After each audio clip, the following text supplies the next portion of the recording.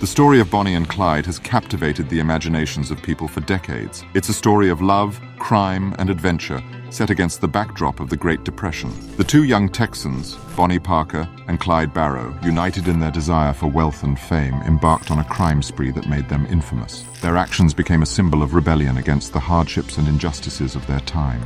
Born just a year apart, Bonnie and Clyde shared a common struggle in their upbringing.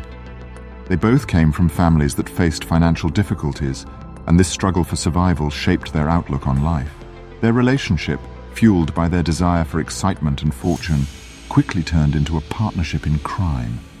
They found a thrill in robbing banks and stores, defying the law, and living on the edge. Amid the Great Depression, when many Americans were struggling to make ends meet, Bonnie and Clyde's actions became a beacon of hope for some. They were a reminder that there was still a chance to fight back against the harsh reality of their times. Yet their spree was also a reminder of the lawlessness and chaos that can arise when desperation sets in. Despite the romanticized image of Bonnie and Clyde, their actions had real consequences. Innocent people were hurt, and lives were lost, but their legacy lives on after the law later caught up with them.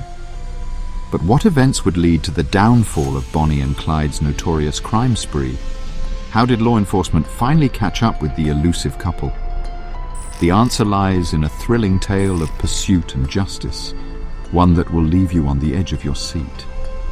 Stay tuned as we unravel the full story of Bonnie and Clyde and discover the truth behind their crime spree.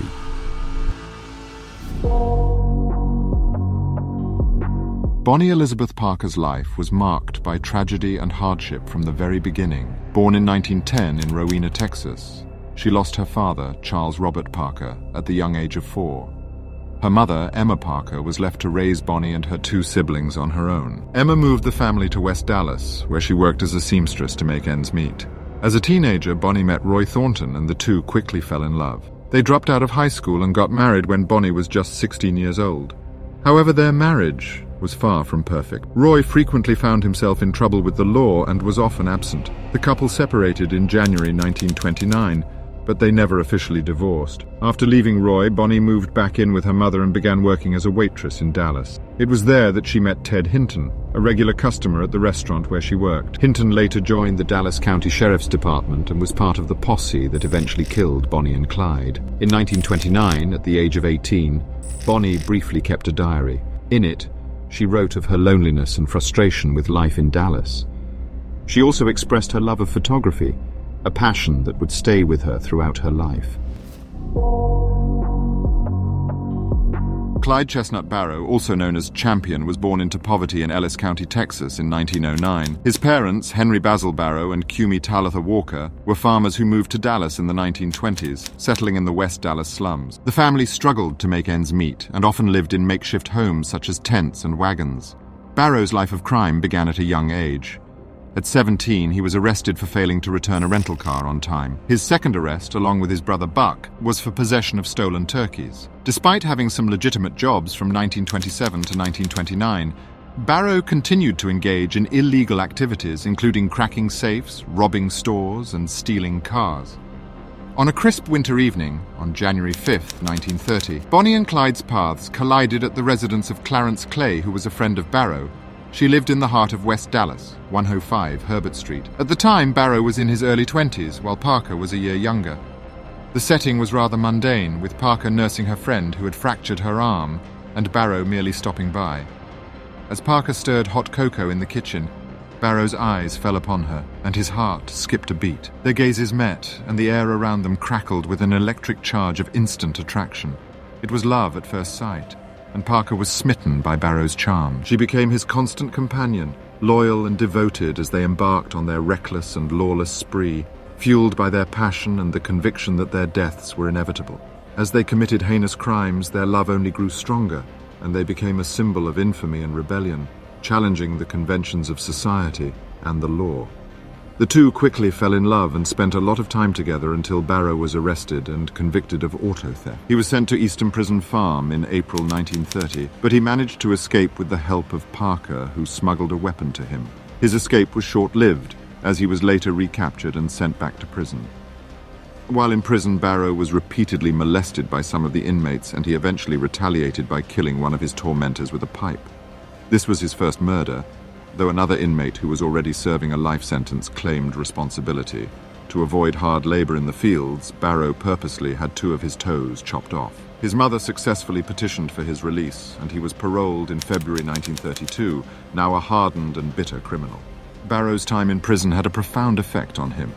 He was no longer the same person, according to his sister Marie. Fellow inmate Ralph Fultz watched Barrow transform from a schoolboy to a rattlesnake. Barrow's goal in life was not to gain fame or fortune from robbing banks, but to seek revenge against the Texas prison system for the abuses he suffered while serving time. After his release, Barrow continued his life of crime, robbing grocery stores and gas stations together with Bonnie and his other gang members. It was the Great Depression, and America was in turmoil. Desperate times called for desperate measures, and for Bonnie Elizabeth Parker and Clyde Chestnut Barrow, that meant turning to a life of crime. The two would go on to become one of the most infamous criminal couples in American history, terrorizing the central United States with their gang and capturing the attention of the American press. Bonnie and Clyde's criminal exploits began in earnest in the early 1930s, during what would become known as the Public Enemy era. The couple, along with their gang, robbed banks, small stores, and even rural funeral homes. They were cunning and fearless, often eluding law enforcement with ease. As their notoriety grew, so too did the public's fascination with their brazen crimes. The press covered Bonnie and Clyde's every move, turning them into folk heroes for a nation struggling to make ends meet. Their escapades were chronicled in newspapers across the country, and their faces were plastered on wanted posters from coast to coast. The couple became larger than life, their legend growing with each new crime. Clyde Barrow was a man on a mission. After being released from Eastern Prison, he wanted revenge against the Texas prison system for the abuses he had sustained while serving time. Together with Ralph Fultz, one of his gang members, he began a series of robberies, primarily of stores and gas stations. Their goal was to collect enough money and firepower to launch a raid against Eastern Prison. However, things didn't always go according to plan.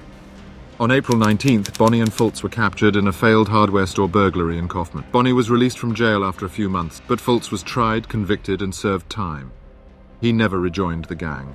Bonnie wrote poetry to pass the time in Kaufman County Jail, and she reunited with Barrow within a few weeks of her release. On April 30th, Clyde was the getaway driver in a robbery in Hillsborough, during which store owner J.N. Bucker was shot and killed. Although Clyde had stayed inside the car, Bucker's wife identified him from police photographs as one of the shooters. Clyde's violent tendencies continued to escalate. On August 5th, he, Raymond Hamilton, and Ross Dyer were drinking moonshine at a country dance in Stringtown, Oklahoma, when Sheriff C.G. Maxwell and Deputy Eugene C. Moore approached them in the parking lot. Clyde and Hamilton opened fire, killing Moore and gravely wounding Maxwell. This was the first law officer whom Clyde and his gang killed, but it would not be the last. They eventually murdered 9 law enforcement officers during their entire crime spree before they met their Waterloo. W.D. Jones joined Bonnie and Clyde on Christmas Eve, 1932, at the age of 16, and the three left Dallas that night. The next day, Christmas Day of that year, Jones and Clyde murdered Doyle Johnson, a young family man, while stealing his car in Temple. Clyde killed Tarrant County Deputy Malcolm Davis on January 6, 1933, when he, Bonnie, and Jones wandered into a police trap set for another criminal. By this point, the gang had murdered 5 people since April.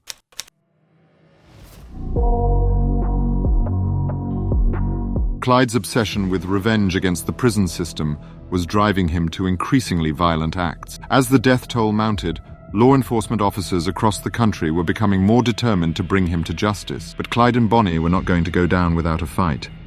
Their criminal spree would continue for another 2 years, leaving a trail of destruction and terror in their wake.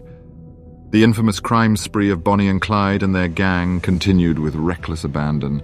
They attacked banks and hijacked cars, leaving a trail of chaos and destruction in their wake. The gang's crime soon escalated to include the killing of innocent civilians and police officers. Even Buck Barrow, Clyde's brother, and his wife joined the gang, making their escapades all the more dangerous. Law enforcement officers were constantly on their trail, but the group managed to evade capture time and time again. Bonnie and Clyde once in a severe fatal crash after trying to escape from the police. People thought they won't make it alive, but the duo came back stronger. In one incident, the gang narrowly escaped the police at Joplin, but left behind a treasure trove of evidence. Among the items left behind were Buck's recently obtained parole papers, a cache of weapons, a handwritten poem by Bonnie, and a camera loaded with several undeveloped rolls of film.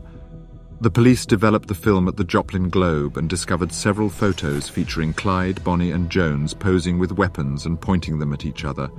The Globe sent these photos and Bonnie's poem over the newswire, including one iconic image of Bonnie clenching a cigar in her teeth and a gun in her hand. This made the Barrow gang front-page news across the United States, turning them into folk heroes to some and wanted criminals to others.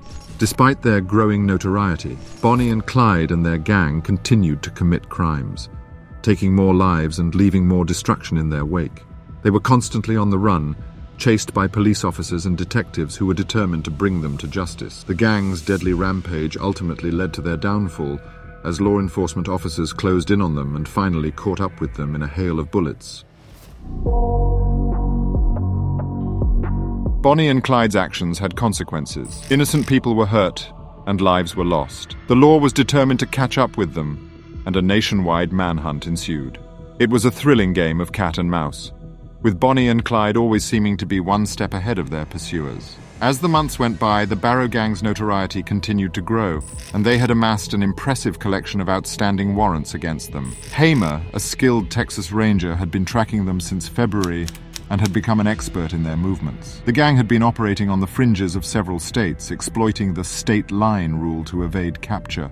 Clyde's pattern of behavior was predictable, and Hamer was able to chart his movements with great accuracy. The gang's itinerary was centered around family visits, and they were due to see Methvin's family, who was also a gang member in Louisiana. Little did Hamer know, Clyde had designated Methvin's parents' residence as a rendezvous point in case they were separated. Methvin had become separated from the rest of the gang in Shreveport, and Hamer's posse of 6 men, including officers from both Texas and Louisiana, was hot on their trail. With Hamer's expert knowledge and prediction of Clyde's movements, they closed in on the gang. Finally, they were able to catch up with them near Gibbsland, Louisiana. As they hid in the bushes, the officers were almost ready to give up hope when they heard a car approaching at high speed. And as luck would have it, the vehicle that approached was the Ford V8, with Barrow at the wheel. Without hesitation, the 6 lawmen opened fire while the car was still moving. Oakley fired first, his shot hitting Barrow in the head and killing him instantly. Hinton reported hearing Parker scream as the officers fired about 130 rounds, emptying each of their weapons into the car. The vehicle showed the devastating effects of the gunfire, with 112 bullet holes found in total.